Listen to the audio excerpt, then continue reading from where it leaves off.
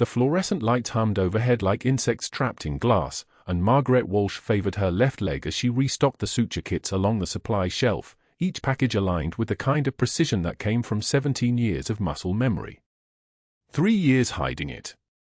3 years pretending the limp was nothing more than a shoe that didn't fit right, a minor inconvenience, certainly not a shrapnel wound from a mortar attack in Sangin that had cost her everything, her commission, her unit, her name in every official record. The antiseptic smell wrapped around her like an old uniform. She moved through Seattle General's ER with the efficiency of someone who'd learned that invisibility was survival, that competent and quiet meant nobody asked questions about the way her hands never shook during level 1 traumas or how she could eyeball blood volume loss within 10 milliliters of accuracy. Nobody needed to know that Major Margaret Walsh kept a faded unit patch sewn inside her jacket lining at home.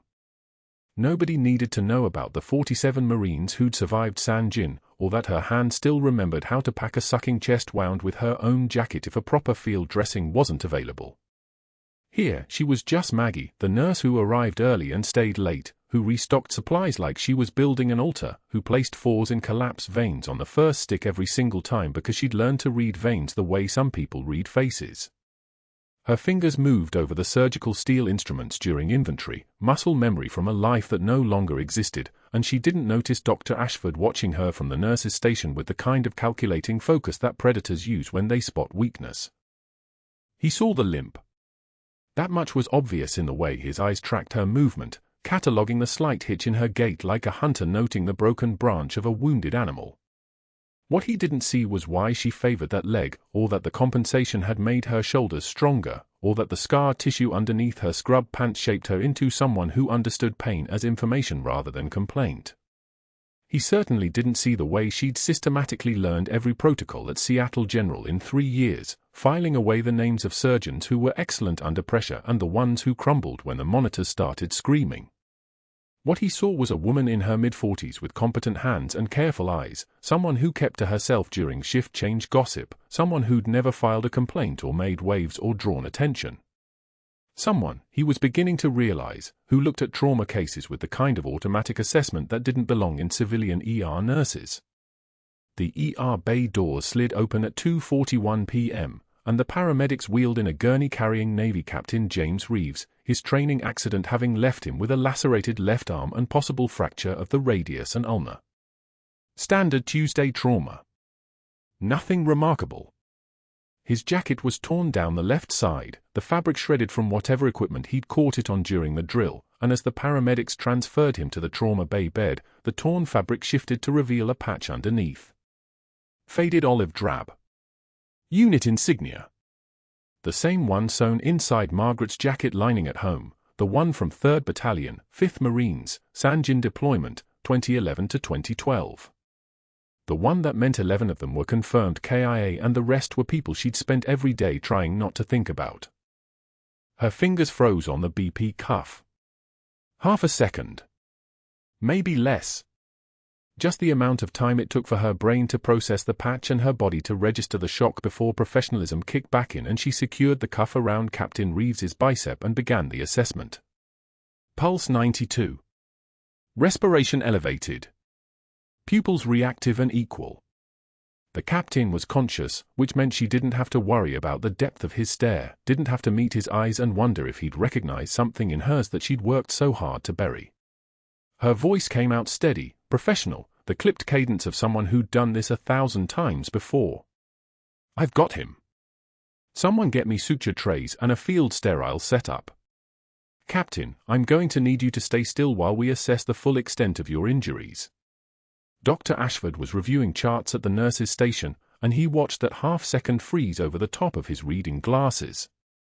Watched her fingers hesitate on the BP cuff. Watched her recover with the kind of smooth precision that shouldn't exist in someone who was just a civilian nurse. He set his pen down very carefully on the desk, next to the billing codes he'd been processing all afternoon, the ones that showed significantly marked-up charges for combat-related trauma care despite Seattle General having almost no military casualties. The ones that had been raising his profit margins in a way that would be very difficult to explain if someone with actual military medical experience decided to audit his documentation.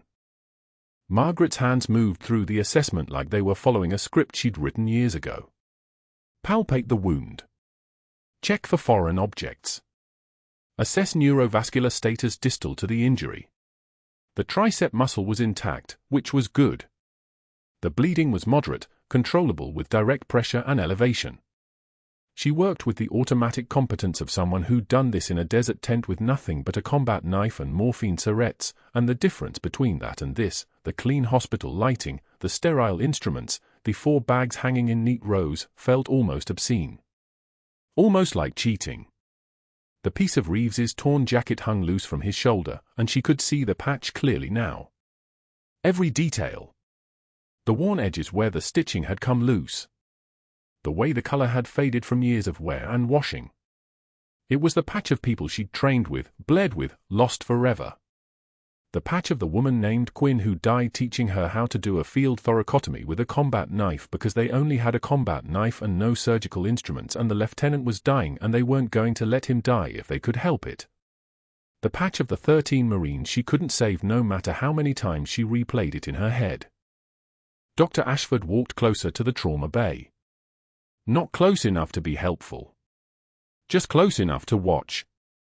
He was a tall man, carrying his privilege the way some men carry military bearing, as if the world was something that owed him deference. His badge was immaculate. His hands had never held a soldier's life together with nothing but a knife and prayer.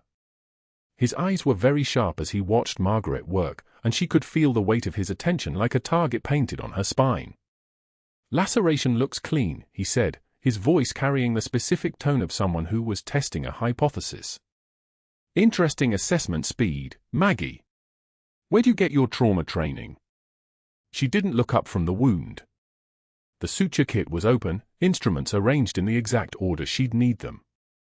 Her fingers were already reaching for the 3-0 absorbable suture, the one that went through the muscle layer first, the one she could place without thinking because her hands had done this in a combat hospital and the muscle memory didn't care whether it was a hospital in San Diego or a combat support hospital in Helmand Province. Community college. Then hospital-based training programs.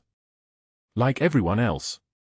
Her voice was level, incurious, the voice of someone who was just making conversation while working.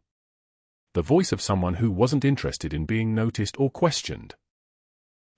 Ashford said, and he stayed there for another 30 seconds, watching her suture technique, watching the way her hands moved with the kind of economical precision that didn't match the files he'd reviewed during her hiring process. Then he walked back to the nurse's station, picked up his pen, and began making notes. The next voice she heard wasn't his. It was her own, giving orders to the junior resident without being asked. "Get me a smaller needle driver. The 1mm. And set up for possible nerve assessment once we're past the soft tissue layer. If there's nerve involvement, Captain here needs to know before he thinks he's walking out of here tomorrow." She said it like she'd been running trauma assessments for the military for her entire adult life, which was a problem. She said it like someone who remembered the protocols she wasn't supposed to remember, the shortcuts and assessments that came from emergency medicine when emergency meant people were dying and you were out of options and you had to be faster and sharper than you'd ever been before. The junior resident moved, and the room shifted into the quiet rhythm of focused work. Heart monitors beeping their steady patterns. The sound of instruments being placed and replaced. The soft hiss of saline through sterile tubing. The sound of gauze being withdrawn from its packaging. All the small sounds that made up the language of emergency medicine. But underneath all of it, Margaret felt the weight of Dr. Ashford's attention from the nurse's station, the way his eyes had locked onto something in her assessment and weren't going to let go. He'd seen something. Something he recognized. Something that didn't fit. And that was the moment everything started to change, though neither of them knew it yet. The overhead page crackled at 14:38, 2 hours after Margaret had returned Captain Reeves's chart to the trauma desk. Her hands had just finished restocking the intake station when the speaker hissed to life, and every head on the ER floor turned at the sound of her name, or rather, the name she'd never authorized anyone to use. Maggie to administration. Maggie to administration. The nickname hung in the fluorescent lit air like cigarette smoke. She didn't flinch. Didn't pause mid-motion. but she felt it the way a deer feels a hunter's scope, the weight of attention, the collective understanding that something official was about to happen. Nurse Chen's eyes went wide. Rodriguez looked away. Margaret set down the clipboard and walked the corridor with her shoulders back, her limp barely visible, each step measured like a metronome. Dr. Ashford sat behind the administrative desk with 3 manila folders spread before him like a prosecutor arranging evidence. His suit was Armani, his cologne expensive, his smile practiced in a mirror somewhere. He didn't stand when she entered. "Margaret. Close the door, please." She closed it. The room smelled like leather furniture and the kind of air conditioning that cost more than her monthly rent. "I've been reviewing the military contract billing protocols," he said, his voice smooth as honey poured over broken glass. "Fascinating work we do here." Fascinating. He opened the first folder. "And I noticed something curious in your recent questions about the combat-related treatment codes. About Captain Reeves's intake forms specifically." Margaret said nothing. Silence was a weapon too. "The coding doesn't match standard classifications you noted in your little inquiry." He turned the folder toward her. She didn't look at it. "That's above your pay grade, Maggie. Way above. Stick to what you know, bedpans, blood pressure, the things a bedside nurse can actually handle." His eyes were the color of wet concrete, empty of anything resembling warmth. "Some of us have spent years building relationships with the military contracting board. Years. And I can't have someone asking questions that might complicate those relationships." The tear came before she could stop it.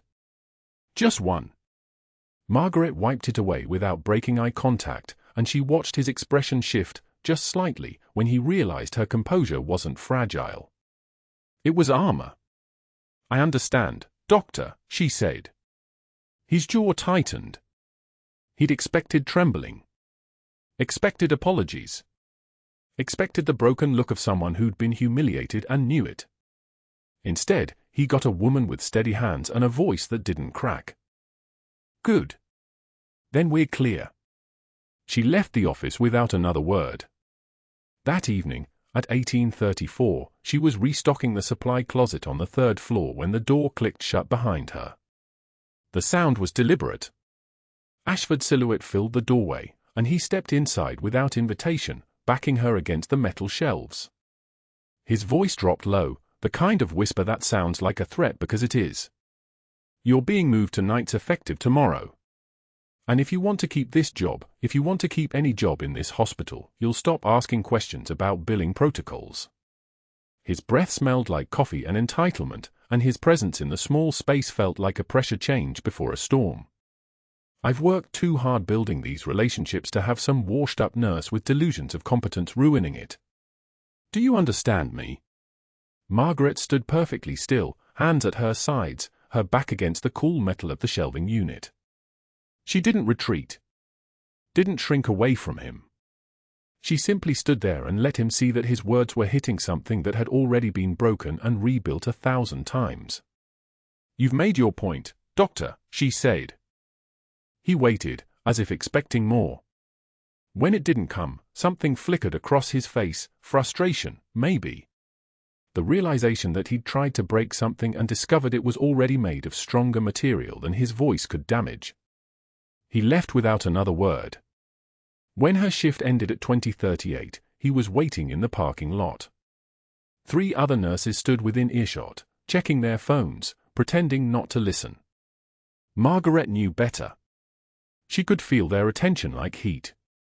Ashford held a printed schedule in his hand, and his voice was loud enough for everyone to hear. The kind of volume that made sure there were witnesses. "Margaret, I'm reassigning you from the trauma team effective immediately. You'll be working intake desk duty, checking insurance cards, processing patient files, that sort of thing. More your speed, I think. Better suited to your current capabilities." Nurse Chen's eyes went wide. Rodriguez looked at her shoes. Margaret took the schedule with steady hands and turned the paper over slowly, reading the detail of it. Night shifts, intake desk, 7 p.m. to 7 a.m., starting tomorrow. Her limp was more pronounced in the evening cold, the old injury from Sangin demanding payment for standing too long. "When do I start?" she asked. "Tomorrow night," he said, and she could hear the satisfaction in his voice. He'd finally found something that worked. He'd finally wounded her where it would show. "Welcome to the desk, Maggie." The humiliation settled into her chest like concrete poured and left to harden. Not the kind of humiliation that breaks people. The kind that teaches them to be still. To wait. To remember. She drove home through San Diego's evening traffic, her shoulders tight with pain that wasn't physical, watching the sunset turn the sky the color of dried blood. Ashford's voice echoed, "More your speed, Maggie. More your speed." As if she were a piece of equipment that had been downgraded. As if watching trauma calls play out 20 feet away while someone else made the decisions wouldn't be the slowest form of torture imaginable. But the old injury in her left leg, the one from the mortar that had caught her in Sangin's green zone, didn't ache as much as it used to. And her hands were steady when she gripped the steering wheel. Margaret worked the intake desk for 2 nights, checking insurance cards while trauma calls screamed past her. A 62-year-old with crushing chest pain. A 7-year-old with a fractured femur. A 28-year-old with a gunshot wound to the abdomen.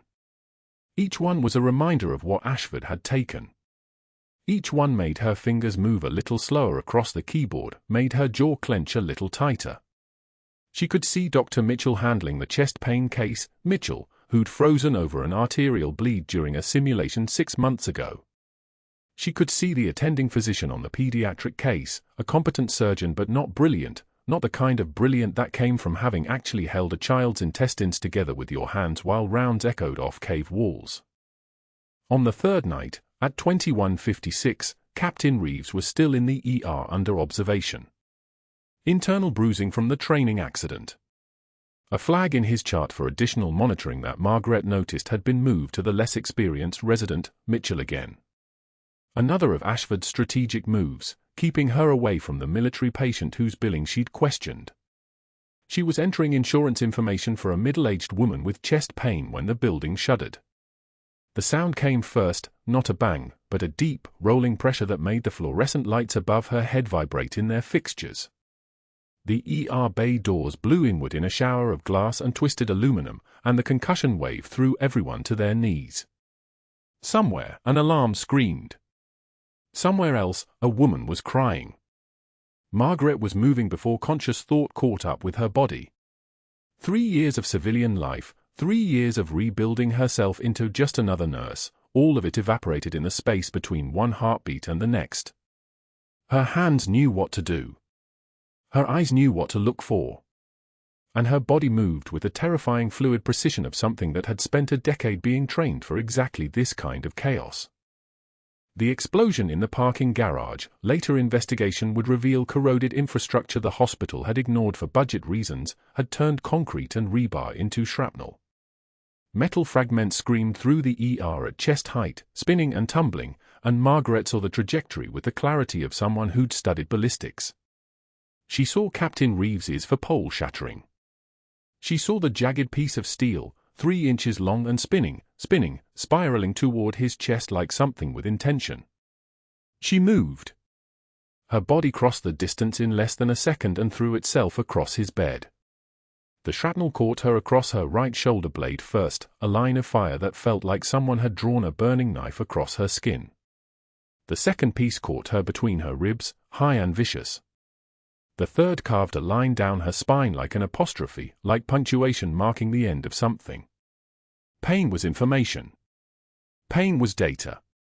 Blood soaked through her scrubs immediately, warm and spreading, pooling on the tile floor in a circle that grew with each heartbeat. Her vision tunneled slightly, but not enough. Never enough to matter. She stayed conscious through force of will and the kind of training that doesn't fade, that lives in muscle and bone even when the mind tries to retire from it. Code Black, mass casualty, all available personnel to ER, she barked, and her voice was different, lower, carrying authority the way a command voice should. The entire ER floor froze at the sound of it. This wasn't a bedside nurse's voice. This wasn't a woman checking insurance cards. This was someone who'd given orders before and expected them to be followed. Nurses moved. Residents straightened. Ashford, standing across the ER, went very still. Chen, pressure on the leg bleed, 4x4s, let's go, Margaret said, her own blood pooling beneath her, soaking through her scrubs. Rodriguez, start 2 large bore 4s on the woman by intake. You, the resident, what's your name? Mitchell? You've got the arterial bleed at station 3, femoral artery, and if you freeze again, that patient dies. Dr. Mitchell moved. His hand shook. When his fingers fumbled over the spurting arterial tear, Margaret's vision tunneled further, but she pushed against the pain. She grabbed his wrists and guided them with hands that had done this before, that had done this in the dark and in the rain and while mortars fell around her like metal rain. Proximal to the tear. Firm pressure. Now the suture. Through the vessel wall, not the tissue. Careful. Easy. Her voice was steady, teaching voice now. You can do this. 12.0 silk, now. That's it. She completed the instruction set and then her knees buckled. Someone caught her, Chen, maybe, or Rodriguez. The room spun. Somewhere very far away, someone was crying. Somewhere closer, a heart monitor beeped its mechanical rhythm, steady and true. The last thing she heard before the edges of the world went grey was a single voice, low, controlled, speaking into a radio. All units, we have a civilian with significant trauma, 3-piece penetrating injury to the thorax and back, blood loss approximately 400 cc and counting, ETA to OR 5 minutes, prepare for possible emergency thoracotomy. And then nothing but the fluorescent hum and the fading taste of copper in her mouth. The world snapped back into focus in pieces. First the sound, not the explosion itself, that had already passed into memory as pure sensation, but the aftermath. The ventilator wheezed its mechanical rhythm 3 feet from her face. Monitors beeped in discordant chaos. Someone was crying. The ER smelled like ozone and copper and something worse, something that meant tissue damage, and Margaret Walsh's body registered all of it while her mind held steady on a single thought: Captain Reeves needed a chest CT within the next 4 minutes or he'd code. The steel pieces had gone in clean. That was the only good news. 3 penetrating wounds across her right shoulder and lower back, each one a precise entry point that had been meant for him. She could feel them now, not pain yet. That would come later when the adrenaline released its stranglehold on her nervous system, but awareness. Pain is information. Pain is data. The medical term steadied her. Her back was wet. Blood volume loss at this rate meant she had maybe 40 minutes before she'd need a transfusion, but she wasn't in hemorrhagic shock yet. Capillary refill still pink. Breathing steady. Vision clear. She pushed herself up on her hands. The trauma bay tilted once, stabilized. Get me a portable chest x-ray, she called out, her voice dropping 2 octaves from the deferential nurse Ashford had spent days breaking down. This voice belonged to someone else entirely, someone who had stood in a concrete compound in Sangin with a flashlight and a field thoracotomy kit, someone who had guided trembling hands through procedures that meant the difference between walking out or being carried out. Captain Reeves, 2 view, stat. I need to rule out tension pneumothorax before we move him. Dr. Chen, the trauma resident, was already moving. That was the thing about real authority, people heard it in your voice and they moved before your brain finished processing why. Margaret sat up slowly, one hand pressed against her right shoulder, and took inventory of the room. 8 patients. 2 critical. 1 mass of twisted metal and concrete still smoking in the corner where the bay doors had been. The junior resident, Morrison, whose hands had shaken over that bleeder 10 minutes ago, was standing frozen again, staring at the chaos with his fingers still in examination gloves, paralyzed. She'd seen this before. Intense and forward operating bases and that compound in Sangin. The moment when a young doctor realized the world didn't stop for their fear. Morrison. Her voice wasn't cruel, just clear. A statement of fact delivered like a command. The elderly female, trauma bay 2. Abdominal wound. She's got distended abdomen and decreased bowel sounds. I need you to prep her for ultrasound. Look for free fluid. Move. He moved. Captain Reeves was watching her from the gurney, his left arm immobilized, his eyes tracking her with the kind of recognition that made her chest tighten. He'd seen the patch under her jacket at some point. Had recognized what it meant. And now he was watching her give orders like she owned the space, watching her bleed, watching her work with the terrifying fluid precision of someone who'd done this before in places where anesthesia was a luxury and the only monitor you had was your own instinct. Blood pressure, she asked the trauma tech, moving toward the portable unit as it wheeled in. 110/75, stable. Good. Not great, but stable meant she had time. She positioned the X-ray plates herself, one hand braced on Reeves's chest. Breathe in, Captain. Hold it. The click of the machine. The hiss of air escaping as he exhaled. Again. The images loaded in 12 seconds. She was already reading them before they finished processing. Right-sided pneumothorax, not massive, not tension yet. The left lung was clear. His heart wasn't displaced. His diaphragm was intact. Ribs 3 through 6 had hairline fractures but no flail segments. He was going to live if she kept him alive for the next 2 hours.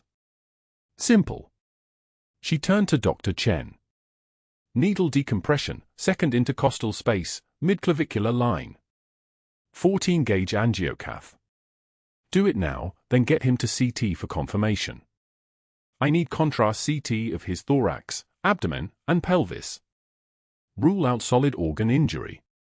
Move time is for minutes. Chen nodded and was moving before Margaret had finished the sentence. That was when she felt it. The room tilting just slightly. Not shock, her vitals were still holding. Just the weight of the last 6 hours catching up with her, the weight of the shrapnel in her back, the weight of Ashford's voice from earlier echoing in her mind, "You've done enough damage tonight." She braced one hand on the counter and straightened up. Blood dripped from her right sleeve onto the floor. 1, 2, 3 drops. The sound of her own blood hitting tile was like a countdown, but to what, she didn't know yet. Nurse Walsh. Dr. Ashford appeared in the trauma bay doorway like he'd been summoned, and maybe he had been, someone had called him, someone in the administrative structure that lived in the layers above this one, and he'd answered because he always answered when his reputation was on the line. He was wearing his white coat over regular clothes, which meant he'd been called from home, which meant he'd gotten here in maybe 6 minutes. Fast enough to assess the situation. Fast enough to see exactly what was happening. His eyes moved from her face to her shoulder to the blood on the floor and then to Captain Reeves, fully conscious, fully aware, watching her with the steady gaze of someone trained to recognize competence and respect it. Ashford's jaw tightened. Just for a moment. That fraction of a second where calculation overtook his carefully constructed bedside manner. "Margaret, you're injured," he said, and his voice was all concern now, all medical professionalism, directed at the nurses who were still watching the exchange. "You need immediate treatment. This is not safe protocol. We need to get you to the treatment bay." She didn't respond immediately. That was the new voice, the one that didn't explain, didn't apologize, didn't fill silence with nervous reassurance. She just looked at him. "Captain Reeves needs a contrast CT before we move him," she said finally.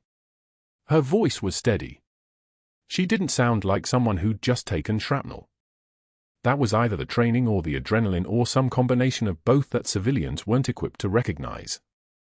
"His pneumothorax is stable now, but I want to rule out subclavian injury before." "I'll handle Captain Reeves's care," Ashford interrupted, and there it was, the edge that had been hidden under politeness for the last 6 hours, now visible because he couldn't keep the mask on anymore.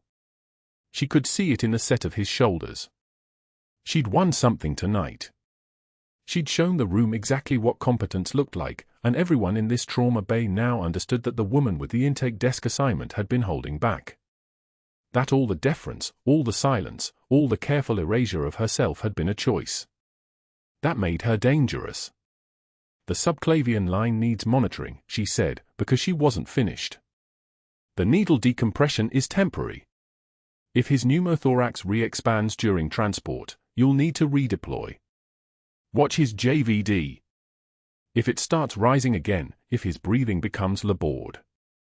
Security, Ashford called out, not looking at her, looking instead at the two guards who appeared like they'd been waiting for the cue. Please escort Nurse Walsh to treatment. Hospital policy clearly states injured personnel cannot treat patients. It's a liability exposure. She tried to stand straighter and felt the world tilt differently this time. Not shock. Not yet. Just the physics of blood loss and adrenaline wearing off in equal measure. One of the guards reached for her elbow, but she stepped back before they could touch her. She would walk. She wouldn't be carried. Captain Reeves, she said, and her voice was still level, still clear. Your secondary priority is the subclavian imaging. Don't let them skip it. Reeves nodded once. Just once. And in that nod was recognition and respect and something else, the acknowledgement of one soldier to another that they both understood what had just happened. That the hierarchy had shifted. That nobody in this room would ever look at her the same way again. She walked toward the treatment bay, one hand pressed against her right shoulder, blood dripping at intervals that she could count like a metronome. Behind her, she heard the portable CT being wheeled toward Reeves's gurney. She heard Ashford's voice, smooth and professional, explaining to the captain that they were going to take excellent care of him. She heard the trauma team moving with the efficient chaos of people who'd been reminded what competence actually looked like. The treatment room was cold. She sat on the examination table, and when the ER doctor, someone new, someone who didn't know her history, came in and asked her to remove her shirt, she did it without comment. The wounds were small, almost delicate, 3 perfectly vertical incisions in her right shoulder and lower back. The shrapnel had gone in and stayed in, which meant surgery, which meant she wasn't going home tonight. As the doctor was preparing to remove the steel fragments, she heard Ashford's voice through the curtain. He was making phone calls. 3 of them. She could hear the snatches of conversation, unauthorized procedures, treating while impaired, liability exposure, insubordination when directed to stand down. Each phrase was precise. Each one was calculated. He was building a record, creating a paper trail. Not because he cared about hospital policy, but because she demonstrated exactly how much danger she represented to his operation. Pain finally started creeping in at the edges. Not the shrapnel wounds, the doctor had given her fentanyl for that, and it was working. But deeper pain. The kind that came from understanding that she'd just saved the wrong person. She'd saved Captain Reeves, and in doing so, she'd sealed her own fate. By the time she got home to her apartment at 2:44 a.m., moving slowly, favoring her right side, trying not to think about the fact that she'd never been injured this badly without immediate access to a full surgical suite, the email was already waiting in her inbox. From the medical director. Formal. Precise. Her resignation was requested, effective immediately, pending investigation into unauthorized procedures and insubordination. The words swam a little as she read them on her phone screen, sitting on her couch in the dark, pressing gauze to the fresh surgical wound on her shoulder where they'd removed one piece of the shrapnel. The other 2 were going to need a second surgery. She read it 3 times. Then she stood up, moving to her bedroom closet, and pulled out her nursing scrubs for the laundry bin. She folded each one carefully. Precision stitches were important. Precision folds were important. Precision was the only thing she'd ever been good at, and even that had been turned against her. She pressed the first crease with her left hand, the good arm. Then the second. Then the third. Each fold was perfect despite her hands beginning to shake, despite the blood seeping slowly through the fresh bandages, despite the knowledge that somewhere in this hospital, a naval captain was asking questions about who had really saved his life tonight, and the answers he was getting didn't match the woman in the file marked terminated. But that wasn't the worst part. Dr. Ashford arrived within 4 minutes, moving through the chaos with the calculated precision of someone assessing not a medical emergency but an opportunity. His eye scanned the trauma bay, the overturned 4-pole, the blood on Margaret's scrubs, Captain Reeves unconscious but stable, and something shifted in his expression. Not concern. Recognition. He moved directly to Margaret, who was still directing the junior resident through a femoral artery assessment, her voice steady despite the 3 steel fragments embedded in her back and shoulder. "You're injured," Ashford said. Not a question. A statement delivered like an accusation. "The captain's stable," Margaret replied without turning. O2 sat climbing. "We need to get him to CT before.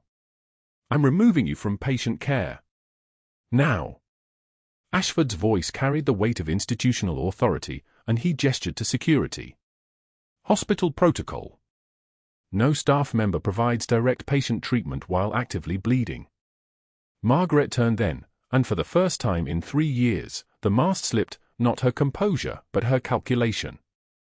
She understood immediately. This wasn't medical necessity. This was opportunity disguised as protocol. She'd seen this move before, in different uniforms, in different conflicts. The calculated use of rules as weapons. "I can finish the assessment," she said quietly. "You'll be treated in the auxiliary bay. Security will escort you." Ashford was already turning away, already signaling the uniformed officers. "Captain Reeves will receive excellent care from our trauma team." The security escort was professional, almost gentle, but it was still an escort. They guided her out of the trauma bay with the same efficiency they might remove a trespasser, past the staring faces of nurses who'd never seen Margaret step back from a patient, away from Captain Reeves, away from the case she'd just stabilized with the precision of someone who'd done exactly this 17 times before. The auxiliary bay was empty. The doctor on call, a resident named Torres who'd worked with Margaret for 2 years, immediately approached with gloved hands, but before he could speak, security moved between them. "Major Walsh is to be treated only by Dr. Ashford or the medical director," one of the officers said, reading from a printed sheet. Margaret noticed the handwriting was Ashford's. Everything had been planned. Not improvised. Prepared. Torres's confusion was immediate and visible, but he stepped back without arguing. Margaret sat on the examination table, and Torres carefully removed the first steel fragment from her shoulder blade with tweezers, the pain sharp and real, a 3-dimensional understanding of shrapnel as data, as information her body was screaming upward through her nervous system.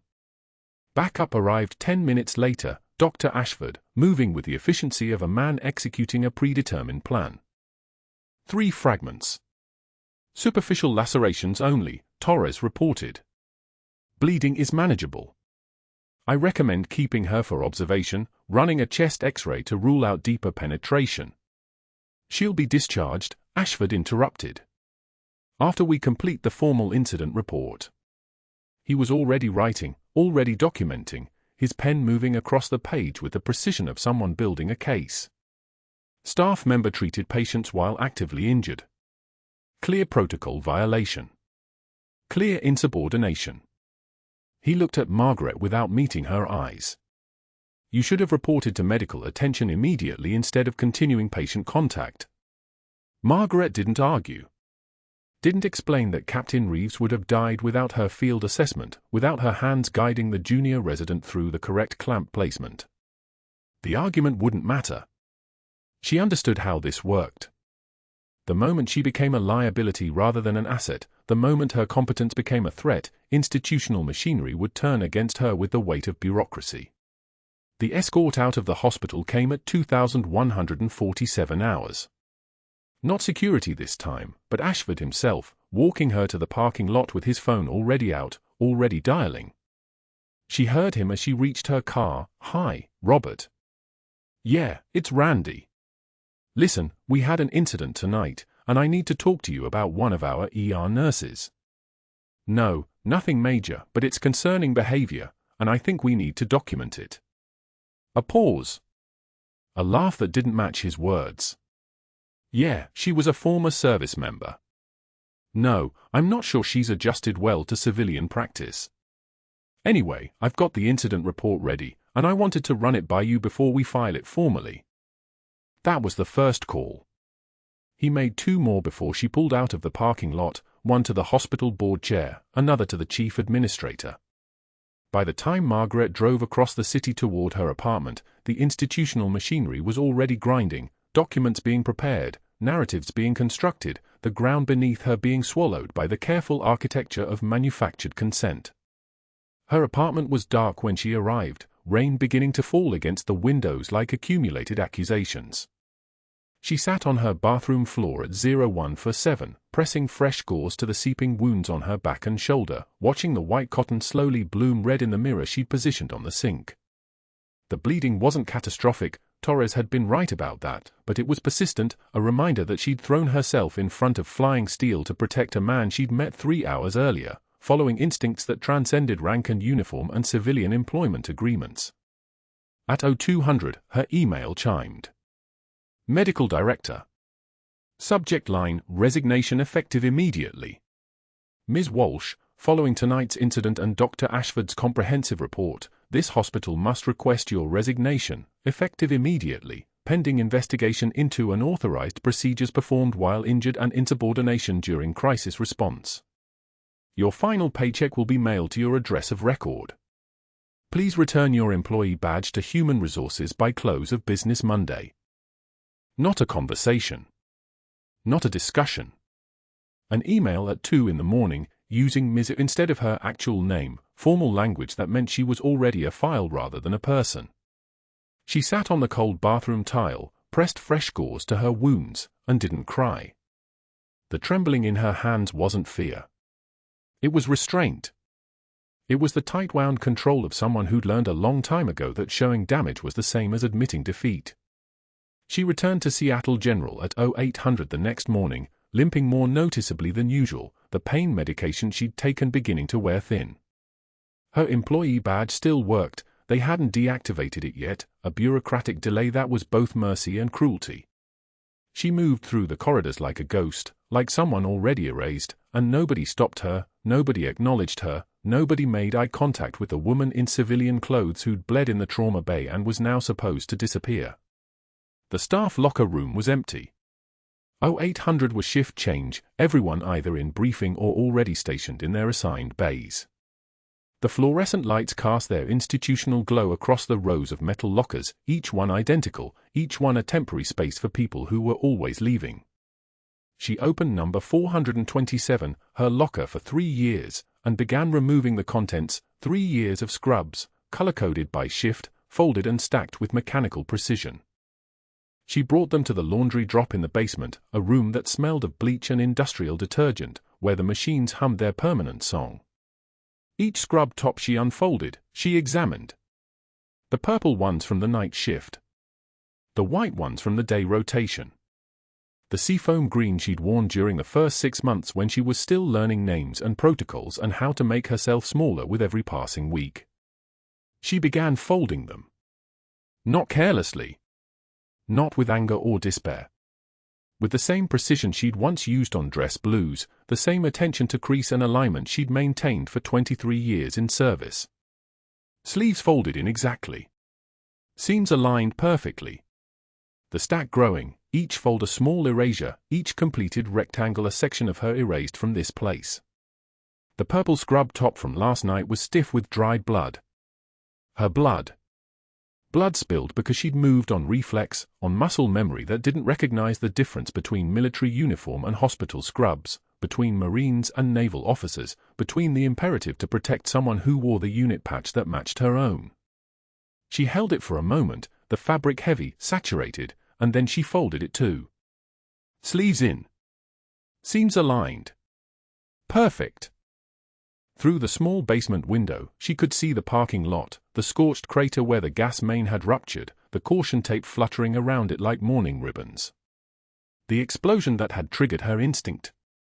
The moment that had reminded her of who she was underneath the nurse's scrubs and the 3-year reconstruction.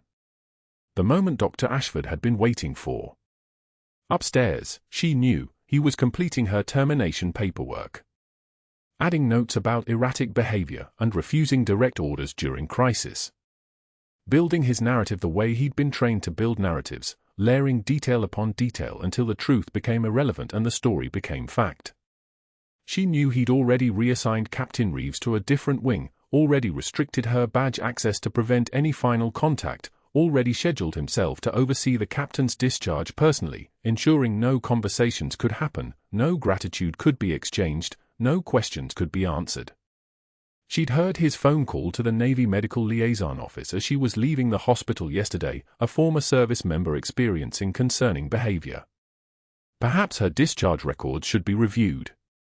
Just being thorough. Planting seeds. Discrediting her before she could speak. Ashford was competent at this, systematic, the way only someone with years of practice could be. Margaret placed the last folded scrub in the laundry bin and closed the locker door. She didn't slam it. Didn't stand there gathering herself for the exit. She simply turned and began walking toward the corridor, toward the stairs, toward the exit that would take her out of this basement and this hospital and this life she'd tried to build as someone other than who she was. She was on the second-floor landing when the sound hit, a low thrumming that made the stairwell itself seem to vibrate, a deep mechanical pulse that registered in her bones before her brain recognized it. Helicopter rotors. Military grade.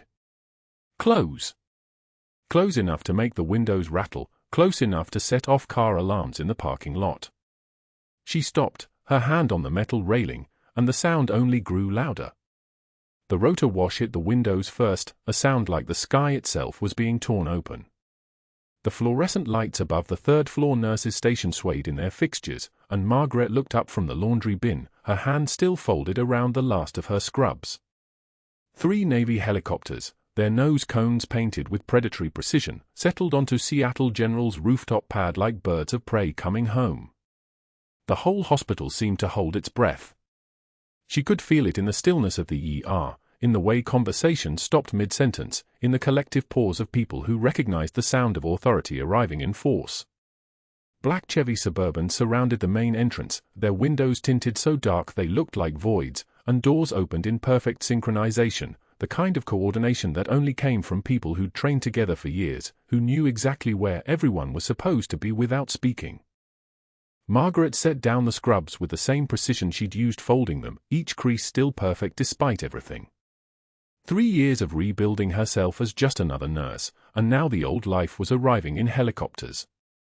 She wasn't surprised.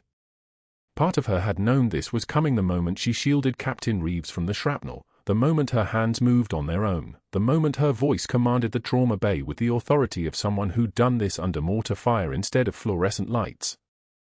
The question had never been if they'd figure it out. The question had only been when. The ER doors burst open. A Navy commander in dress white strode through like he owned the building, and in that moment, he did. 6 armed personnel flanked him, their bearing so rigid it looked like they'd been carved from the same block of stone. The commander's eye swept the ER floor with the kind of calculated efficiency that military officers practiced, assessing distance and angles and exits the way most people noticed decor. Then his gaze found her. Just for a second, his expression shifted, a flash of something like relief, quickly suppressed back into professional neutrality. "Major Margaret Walsh," he said. It wasn't a question. The room went dead silent. The monitor beeping. The ventilators. The muted hospital ambient sound, all of it seemed to pause. Margaret watched the words land like grenades. She stood there in her civilian clothes, bandages visible at her collar where the shrapnel had caught her, and she didn't move. Didn't flinch. The trembling wasn't fear. It was recognition. It was the weight of 3 years of hiding finally finding its end.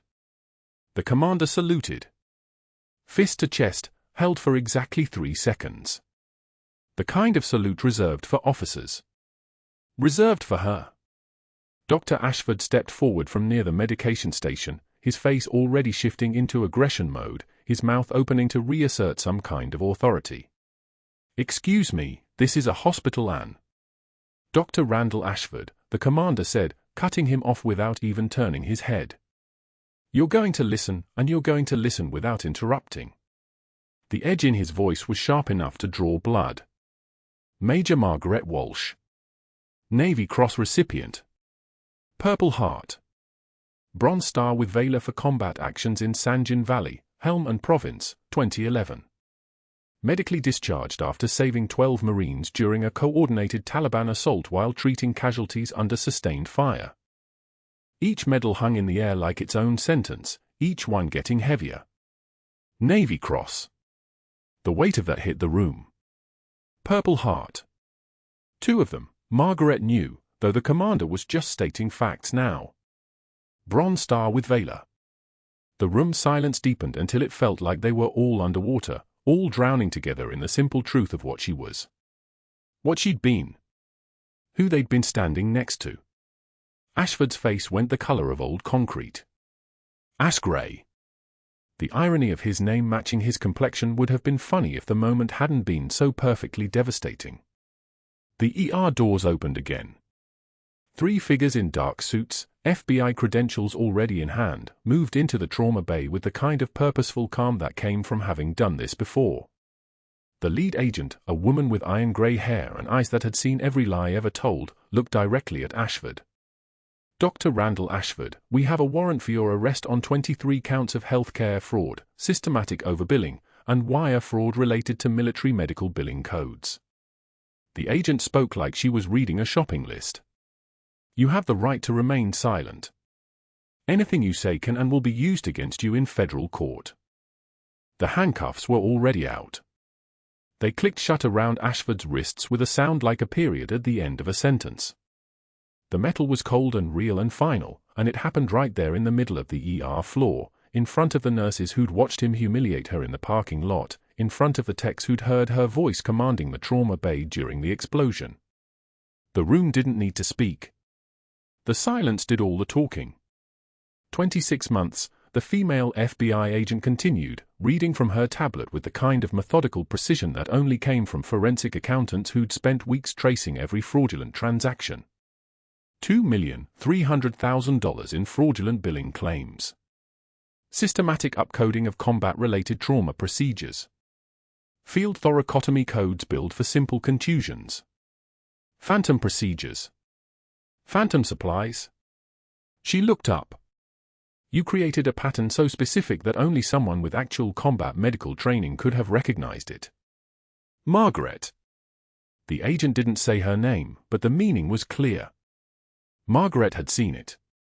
Margaret had known what a real field thoracotomy looked like because she'd performed them with a combat knife and morphine and prayers under fire. Margaret had known when something was wrong because she'd lived in the space between the real and the fraudulent, and she'd chosen to save a patient instead of ignore it. When she noticed the discrepancy in Captain Reeves's intake forms, the agent said, watching Ashford get escorted toward the doors, it triggered our investigation protocol. We've been auditing this facility for 3 weeks. The billing records are conclusive.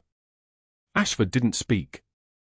He just walked, his mouth open but no words coming out, the kind of shock that comes when someone's entire world collapses in 30 seconds. The guards flanking him didn't need words. They had handcuffs. They had federal authority. They had the absolute certainty of people who knew exactly what they were doing. The commander turned back to Margaret. His expression had shifted again, not the military mask anymore, but something warmer underneath. Recognition. Honor. The specific regard that came from one service member to another. Behind them, in Trauma Bay 3, Captain James Reeves was awake. The nurses had told Margaret this a few hours ago when they brought him in, when the initial crisis was over and he'd started asking questions about the woman who'd shielded him. He was sitting up now, moving carefully because of the blast trauma, and he was in uniform. Not a hospital gown. Someone had brought him dress whites, clean and pressed and official, because this was the kind of moment that required formality. The kind of moment that required honor to meet honor. Reeves's hand came up. Not as a patient. As a captain. As a fellow service member. His salute was sharp and deliberate, and it carried the weight of gratitude that words couldn't touch. The faded unit patch on his jacket, Reeves's own patch, the same one Margaret had sewn into her lining, the same one that had cost her 3 years of hiding, caught the light from the monitor beside his bed. Margaret returned the salute.